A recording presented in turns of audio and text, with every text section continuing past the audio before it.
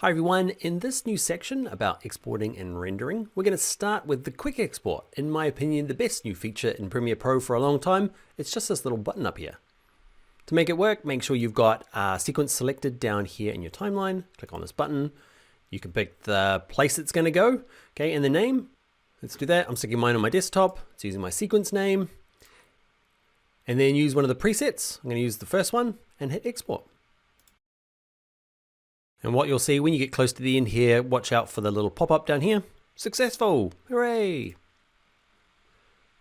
Okay, and here on my desktop is my little MP4. So just a shortcut from going the select in here, either Command M on a Mac, Control M on a PC, okay, to get to this window with a lot of details when you're going into social media. There's not so many restrictions, or YouTube, or it's a draft. Let's dig in a tiny bit deeper.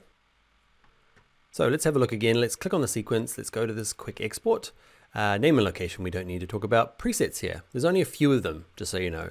I know the plan is to have more, and I know the plan is to have your own. At the moment, you can't have your own custom one in here yet.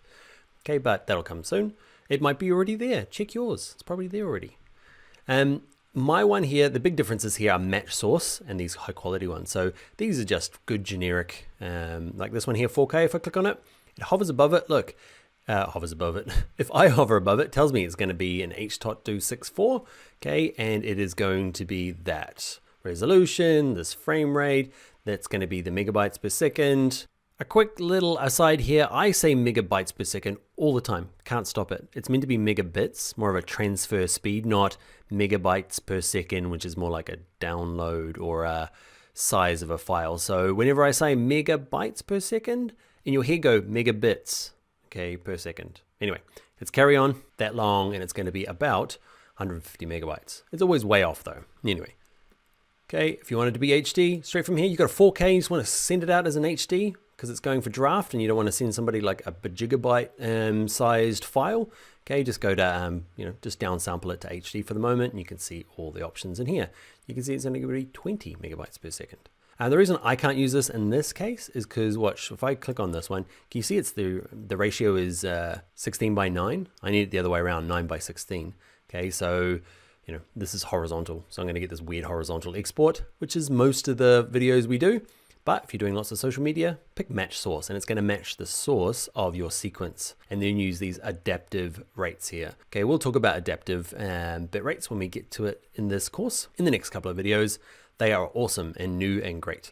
But the short is, adaptive is actually going to change this megabytes per second depending on your actual source sequence, which is cool. Or you can pick medium. You can see it there, it's just kind of lowering the megabytes per second. I can hover above it. It says it's a variable bit rate, one pass, targeting that 9.9. And it's going to be about that sort of size. So cool and quick. Other ways of using it.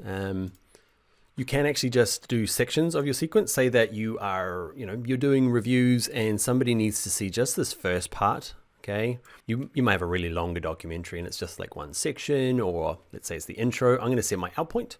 Okay, so I've got this, set my in and out points here. You don't have to set an in point. Okay, if I undo that, you can just set the out point and it assumes the in points at the beginning. And with that, like that, I can say quick export and it will actually just export the in and out point. So let's double check that actually works. I'm going to go low bit rate just to speed stuff up.